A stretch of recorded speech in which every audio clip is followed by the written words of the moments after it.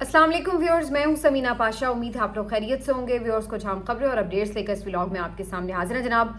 खबरें इंपॉर्टेंट हैं जो कि इस वक्त एक सूरत हाल बड़ी खौफनाक है और इसके बाद जो गवर्नमेंट का रिएक्शन है उसने काफ़ी कंफ्यूज भी किया है और काफ़ी लोगों को मायूस भी किया है। क्यों मैं ऐसा कह रही हूँ, मुतादिद बयानात जो वज़रा की तरफ से सामने आए हैं उन्होंने यकीनी तौर पर ये तासुर दिया है कि पाकिस्तान कोई बदला नहीं लेगा, कोई जवाबी कार्रवाई नहीं करेगा, जबकि कुछ ज़राए से ये खबरें भी आ रही हैं कि पाकिस्तान ने अभी बदला लेना है और इस सिलसिले में कोई सरप्राइज़ इंडिया को मिल सकता है। इससे मुतालिक आपको आगाह करते हैं। इसके अलावा आज ख़ास तौर पर बात करेंगे जो मिलिट्री कोर्ट्स का फैसला आया उसके बाद क्या रिएक्शन आए हैं और किस तरह से इसने डैमेज किया है जो ओवरऑल एक कौम में यूनिटी नज़र आ रही थी उसको, इसका भी थोड़ा जायज़ा लेंगे। इसके साथ साथ जी ये भी बात करेंगे कि ये जो पाकिस्तान का फैसला था या जो रिएक्शंस था इसके पीछे क्या स्टोरीज चल रही थी, क्या किसी मुल्क ने इसके ऊपर काम किया है या किसी ने ख़ास कॉल की है, क्या कुछ होता रहा इस सारे टाइम पीरियड के दौरान, ये सब आपके साथ डिस्कस करेंगे। आपसे रिक्वेस्ट है कि चैनल को सब्सक्राइब कर लें अगर अभी तक सब्सक्राइब नहीं किया। तो सबसे पहले बात करेंगे जी कि क्या हुआ सुबह से अब तक। तो कौमी सलामती कमेटी के इजलास के बाद तो ये कहा गया था कि जी मुकम्मल इख्तियार दे दिया गया फ़ौज पाकिस्तान को, वो अपनी सलाहियत, अपनी चॉइस, अपने टारगेट्स का खुद तयन करेंगे, अपने वक्त का तयन खुद करेंगे और जवाब दिया जाएगा भरपूर। तो जिसके बाद यकीनन सब होपफुल थे कि जो कुछ हुआ है कल रात और जिस तरह से भारत ने दरअंदाजी की है तो उसके बाद यकीनी तौर पर जवाब तो देना बनता है। लेकिन उसके बाद ये होता है कि पार्लियामेंट का एक सेशन कॉल हुआ, उसमें मुख्तलिफ तकारीर भी हुई जिसमें शहबाज शरीफ साहब ने भी तकरीर की।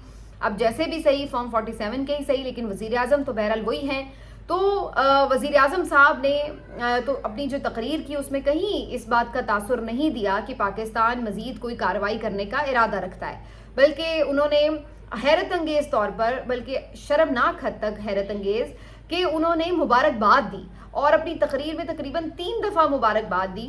और मुबारकबाद वो किस चीज़ की दे रहे थे ये बात कुछ समझ नहीं आई, ख़ास तौर पर जब आपके अपने घर के अंदर 26 जनाजे पड़े हुए हैं, 26 लोग शहीद हो गए हैं, आपके खुद मुख्तारी को किसी ने चैलेंज किया आके, मिसाइल मारे हैं 24 के करीब, 2 दर्जन मिसाइल आपने खा लिए हैं और उसके बाद आप मुबारकबाद दे रहे हैं। किस बात की मुबारकबाद दे रहे हैं?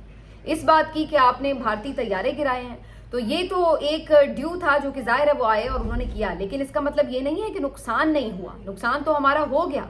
मैं अक्सर देख रही थी अभी सोशल मीडिया पे भी बहुत से लोग ये बात कर रहे थे कि जी $1 अरब का नुकसान जो हुआ है इंडिया को, चूंकि उसके तैयारे हमने गिराए हैं। क्या $1 अरब के नुकसान के बदले में ये 26 लोगों की शहादतें, क्या ये एक महंगा सौदा है या सस्ता सौदा है? कोई मुझे इस बात का जवाब दे दे कि क्या $1 अरब के बदले इन लोगों की कीमती जानों का जो नुकसान हुआ है इसको लौटाया जा सकता है? ये इर्रिपेयरेबल लॉस है जिसकी कोई तलाफी नहीं है। तो ये कम से कम इस लिहाज से तो ये बिल्कुल भी एक मुनासिब तकरीर नहीं थी कि आप उठ के इस पे मुबारकबाद दे रहे हैं। मुबारकबाद आप तब देते कि अगर एक भी कोई नुकसान ना हुआ होता और आपने ऐसे कोई आते हुए मिसाइल रास्ते में ही उड़ा दिए होते, रोक लिए होते, तो हम बात करते कि जी आपने कामयाबी से दिफा किया है।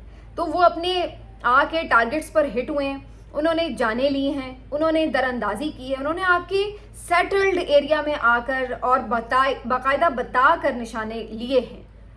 उसके बाद आपने ज़रूर तैयारे गिराए हैं, वो अच्छी बात है, वो पाक फ़िज़ाइया को क्रेडिट जाता है, लेकिन कम से कम ये खुश होने या जश्न मनाने वाली बात हरगिज़ नहीं है कि जिसके ऊपर आप सेटिस्फाइड हो जाएं कि यस बहुत खुशी की बात है कि हमने 5 तैयारे गिरा लिए हैं। तो मुझे तो इस मेंटालिटी की बिल्कुल समझ नहीं आई। उसके बाद क्या होता है कि जब ये लोग बाहर निकलते हैं तो मुख्तलिफ मीडिया के लोग इनसे बात करते हैं, आगे का लाहेमल पूछते हैं। तो राना सनाउल्लाह साहब ने जो बात की वो तो एक हैरत अंगेज़ बात थी अगेन, क्योंकि वो ये कहने लगे कि जनाब हमने कल रात ही भरपूर जवाब दे दिया, यानी कि जो 5 तैयारे गिराए गए हैं वो भरपूर जवाब हो गया। और साथ ही उन्होंने कहा कि जब ये पूछा गया कि क्या पाकिस्तान मजीद कोई कार्रवाई करेगा तो उन्होंने आगे से कहा कि जी हमने ये कमिटमेंट दी है, आर्मी चीफ ने भी ये कमिटमेंट दी है, गवर्नमेंट ने भी दी है कि अगर भारत की तरफ से कोई मजीद कार्रवाई नहीं की जाती तो हम भी कोई गैर जिम्मेदाराना हरकत नहीं करेंगे। यानी एक तरह से उन्होंने ये कह दिया कि कल जो भारत ने किया हमने उसका जवाब 5 तैयारे गिराकर दे दिया है और अगर अब भारत मजीद कोई कार्रवाई नहीं करता तो हम भी मजीद कोई कार्रवाई नहीं करने जा रहे। तो गोया आपने जो भारत ने कल एक वॉर आपके ऊपर मुसल्लत की, आपने 5 तैयारे उनके गिरा कर یہ سمجھ لیا کہ آپ نے بدلہ پورا کر دیا. تو یہ ایک بہت ہی حیرت انگیز قسم کی بات تھی. انہوں نے آپ کے ایک ڈیم کو نشانہ بنایا ہے, آپ کی خود مختاری کو چیلنج کیا ہے, اور اس کے اوپر آپ یوں سیٹسفائیڈ ہیں. 26 لوگ شہید ہو گئے ہیں کہ جی ہم نے چونکہ ان کے طیارے گرا لیے تو لہٰذا ہم نے جو ہے وہ اس کے اوپر ہم مطمئن ہیں کہ ہمارا جواب مکمل ہو گیا. تو کل کو تو وہ پھر کسی بات کا بہانہ بنا کر دوبارہ آ کے میزائل گرا دیں گے. تو یہ تو ان کو ایک راستہ دکھا دیا جائے گا کہ جناب آپ ہمارے ملک کے اندر آ کے بھی میزائل مارتے جائیے, ہمیں کوئی پرابلم نہیں ہے, ہم بدلے میں 2-4 آپ کے طیارے گرائیں گے اور بار بار آپ کو در اندازی کا ایک موقع ملتا جائے گا. تو اس در اندازی کو اگر بھرپور طریقے سے روکنا ہے تو ضروری ہے کہ ان کو جواب دیا جائے, ان کو یہ بتایا جائے کہ آپ نے یہ زیادتی کی کہ ایک تو بغیر پاکستان کے خلاف کوئی ثبوت اور ٹھوس شواہد کے, کسی تحقیقات کے بغیر آپ نے پاکستان کے اوپر یہ جنگ مسلط کی, اور اس کے بعد پاکستان کے اندر آ کر اس کی خود مختاری کو چیلنج کیا, اور اس کے بعد جانی نقصان تک پہنچایا. تو اس کا جواب جب تک نہیں دیا جائے گا تو ان کو تو یہ نیو نارمل بنا دیں گے وہ کہ وہی ٹھیک ہے, یہ تو کچھ نہیں کہتے, 2-4 اگر ایک آدھ کوئی جہاز پکڑا بھی جائے گا گر بھی جائے گا تو کوئی فرق نہیں پڑتا. تو یہ ایک بڑی سوچی سمجھی سی اور ایک عجیب سی سچویشن جو تھی وہ لگ رہی تھی. اور اس کے بعد خواجہ آصف صاحب سے پوچھا تو وہ بھی ڈھیلے ڈھالے اپنی باڈی لینگویج میں لگے ہوئے ہیں کہ ہاں جی جو ہے ہم دیکھ لیں گے, جو ہے ہم کارروائی کریں گے جو ہے, اور کوئی بات پلے نہیں پڑی. کہہ تو رہے تھے کہ کارروائی کریں گے, ہم نے تو پورا اختیار دے دیا ہے.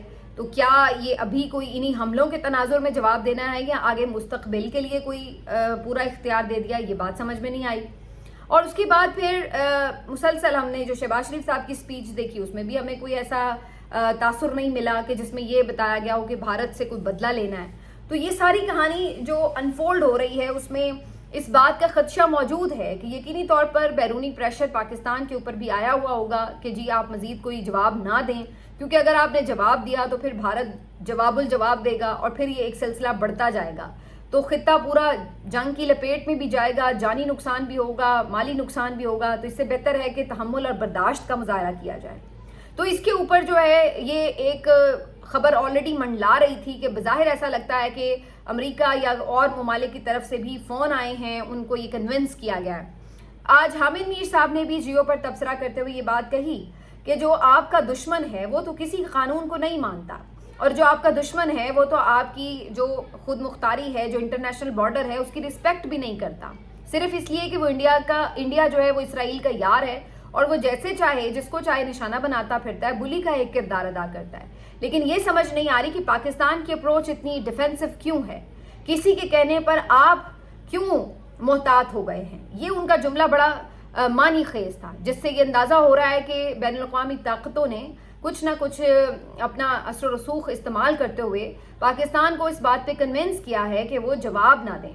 لیکن اگر واقعی ایسا ہے اور پاکستان کوئی جواب نہیں دینے جا رہا تو اس نے عوام کو بہت مایوس کیا ہے, کیونکہ اس کے بعد سے آنورڈز ایک تو اس سے سارے معاملے سے پہلے آلریڈی جو ملٹری ٹرائلز کا فیصلہ آیا اس نے ایک دم ڈس اپوائنٹ بھی کیا اور قوم میں ایک ڈویژن نظر آئی. سب پھر سے اس بات کے اوپر سوچنے پہ مجبور ہو گئے کہ ہم ان کے پیچھے کھڑے ہوتے ہیں اور یہ پھر سے وار کر دیتے ہیں, اور ایسے دن وار کر دیتے ہیں کہ جس دن انسان سوچتا ہے نہیں ہے کہ یار اس وقت تو قومی یکجہتی کی ضرورت ہے, اور اس دن آ کے جناب سپریم کورٹ فیصلہ دے رہی ہے کہ ہم ملٹری ٹرائلز کریں گے سویلینز کا.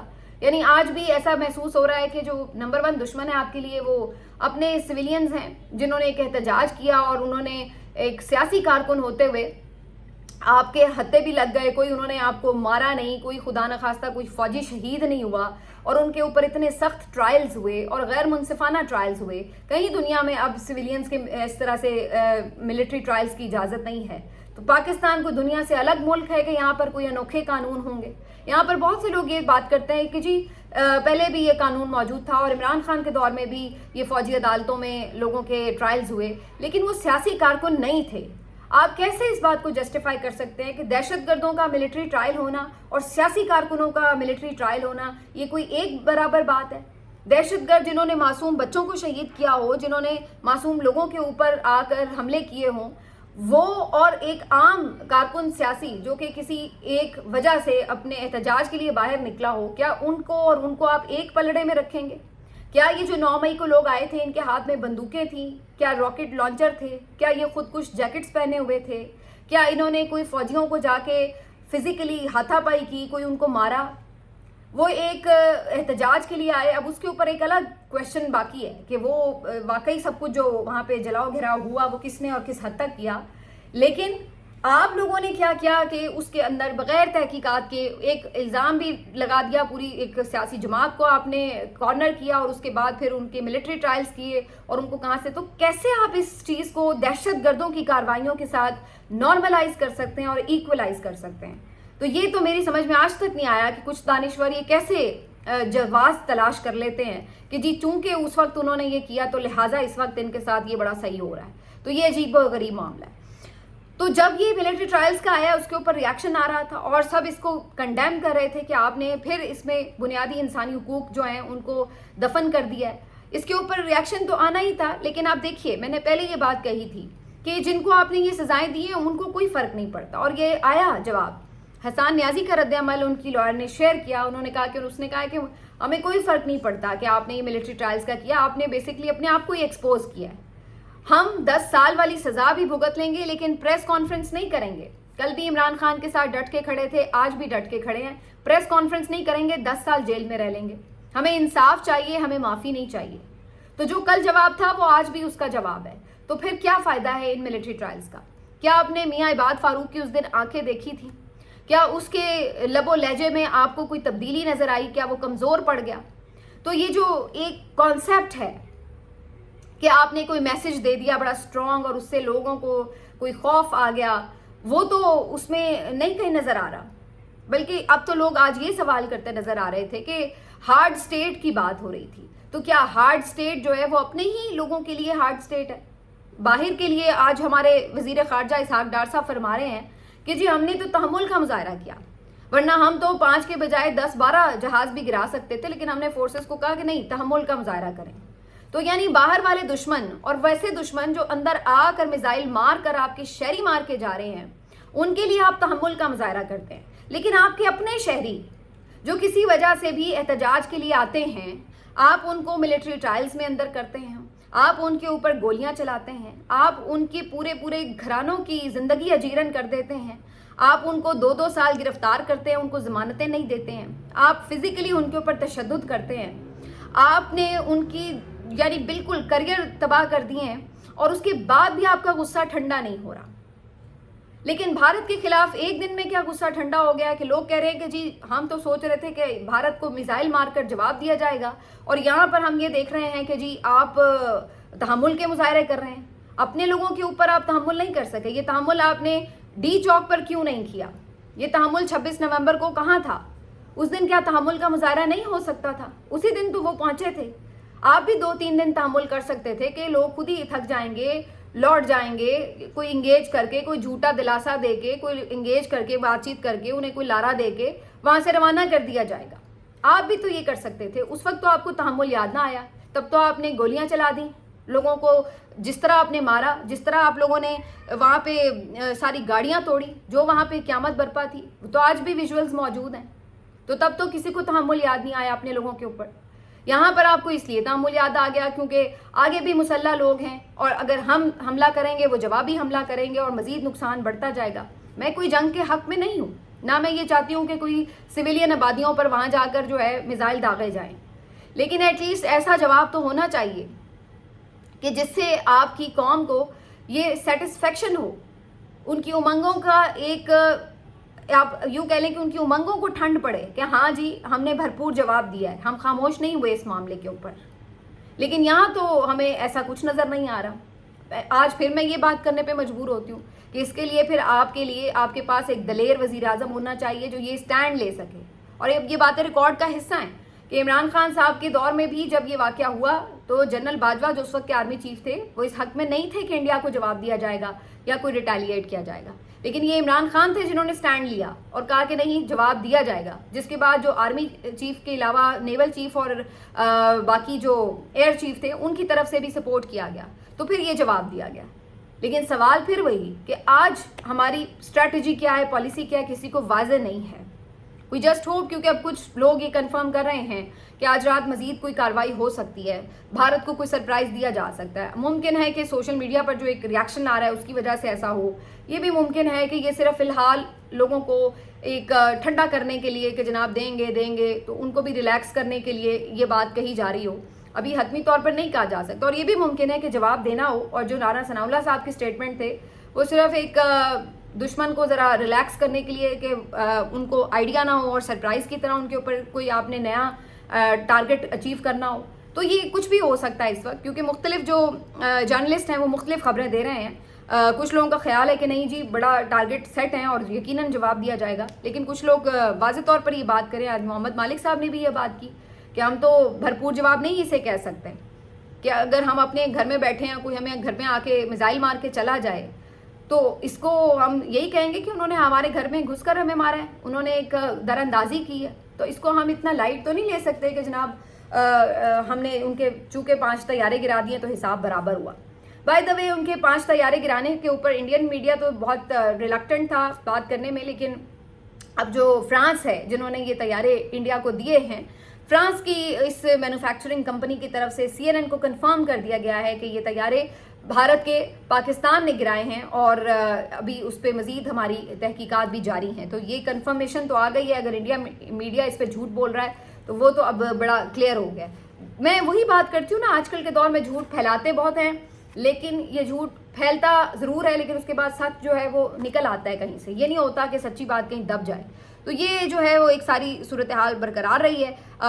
بہرحال اب دیکھنا یہ ہے کہ اس ساری صورتحال کے بعد بات آگے کہاں جا رہی ہے, کیونکہ ملٹری ٹرائل کا جو معاملہ ہے اس کے اوپر اب یہ خدشات زیادہ بڑھتے جا رہے ہیں کہ عمران خان کو کہیں ملٹری ٹرائل کی طرف لے جانے کے لیے ہی تو یہ ملٹری ٹرائلز کو جائز قرار نہیں دیا گیا, کیونکہ بظاہر ایسا لگ رہا ہے کہ جو عمران خان کو سزائیں دی جا رہی ہیں وہ ان عدالتوں سے سسٹین نہیں کر پاتی. تو اب یہ بھی کوشش ہو سکتی ہے کہ عمران خان کو ملٹری قید میں لے جایا جائے اور وہاں پر ان کو ملٹری ٹرائل کے ذریعے سزا سنائی جائے. تو PTI کے یہ خدشات اب اور زیادہ تقویت پکڑ چکے ہیں. پہلے تو مجھے بھی یہی لگتا تھا کہ نہیں ایسا نہیں ہو سکتا, انٹرنیشنل پریشر بہت ہے یہ وہ, لیکن اب جس انداز سے ہم اس رجیم کو دیکھ رہے ہیں اس میں ان سے کچھ بھی ممکن ہے. تو اس لیے اب یہ خدشات جو ہیں وہ اتنے خارج از امکان بھی نہیں ہو سکتے کہ جی نہ یہ کریں. یہ کچھ بھی کر سکتے ہیں, جو اس وقت ان کی سچویشن ہے یہ کچھ بھی کر سکتے ہیں. اگر وار والے ٹائم پر بھی اگر یہ اس طرح سے اپوزیشن کو دیوار میں چنوا سکتے ہیں, رگڑا لگوا سکتے ہیں, تو پھر باقی کیا رہ جاتا ہے. حالانکہ PTI کی طرف سے پھر بھی ایسے ہی اسٹیٹمنٹ آئے کہ ہم ساتھ کھڑے ہیں. آج قومی اسمبلی میں بھی اچھی تقریریں کر رہے تھے بیچارے, لیکن ان کو یہ پتہ ہے کہ ہونا ان کے ساتھ پھر بھی وہی ہے, جتنے مرضی یہ اچھے بچے بن جائیں پڑھنی ان کو پھینٹی ہی ہے.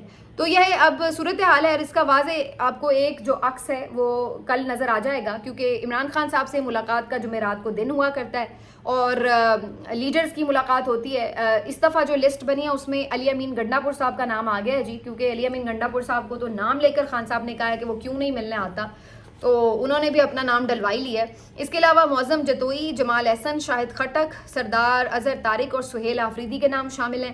اور دیکھنا یہ کہ کس کی ملاقات ہوتی ہے.